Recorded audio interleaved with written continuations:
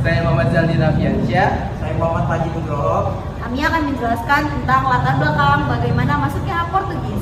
Latar belakang kedatangan bangsa Portugis. Rombongan penjelajah Eropa dari bangsa Portugis pertama kali sukses memasuki wilayah Indonesia pada tahun 1015 Masehi dengan dipimpin oleh Alfonso de Albuquerque.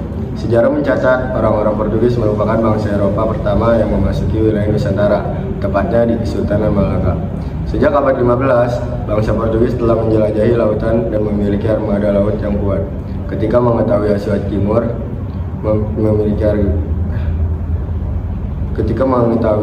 Timur jauh terhadap tanah yang kaya akan rempah, Raja Manuel I memanggil Vasco da Gama, seorang pelaut berpengalaman untuk melakukan ekspedisi.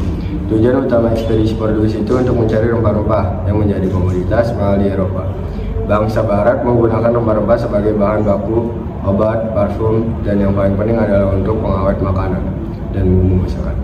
Pengawetan tersebut termasuk kebutuhan vital di Eropa saat musim dingin tiba.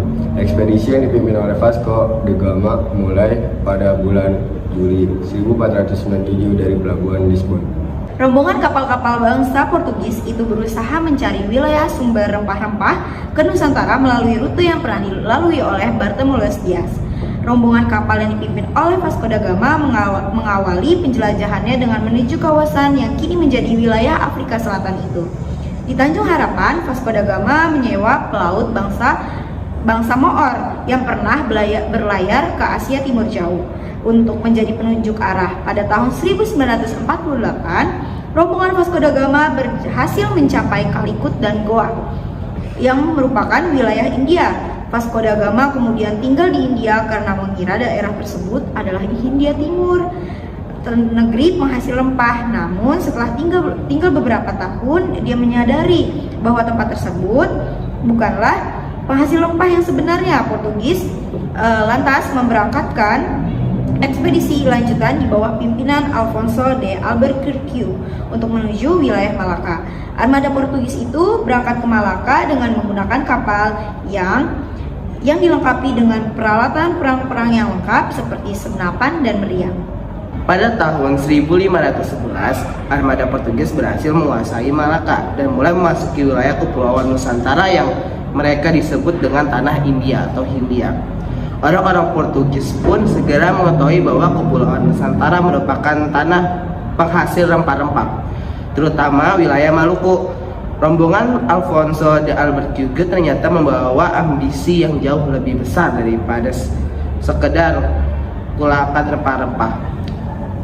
Orang-orang Portugis pun tersebut segera menyerbu Kesultanan Malaka dan merebut wilayah dan memungkinkan mereka melakukan monopoli perdagangan rempah-rempah.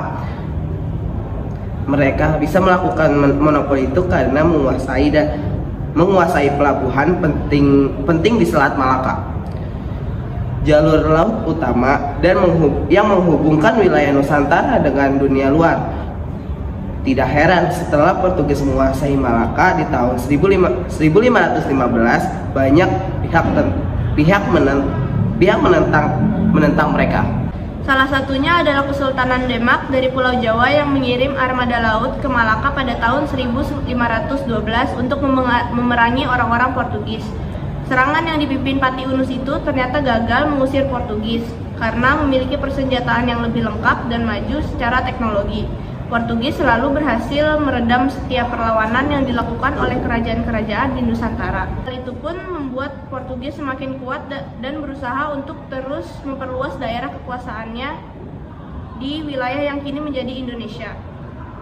Setelah menguasai Malaka, Portugis mengirim ekspedisi lanjutan di bawah pimpinan De Abreu untuk mendatangi kawasan Indonesia Timur, wilayah yang kala itu kaya akan rempah-rempah. Pada tahun 1512 mereka telah sampai di Maluku dan diterima dengan baik oleh Sultan Ternate. Pada waktu itu Kesultanan Ternate sedang bermusuhan dengan Tidore. Sultan Ternate meminta pasukan Portugis yang memiliki persenjataan lengkap untuk membantu mereka melawan Tidore.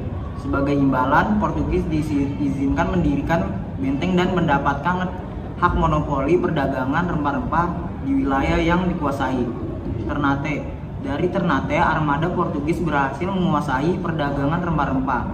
terutama yang berasal dari Indonesia Timur. Mereka kemudian melakukan ekspedisi lanjutan di tahun 1522 ke wilayah pelajaran di Pulau Jawa.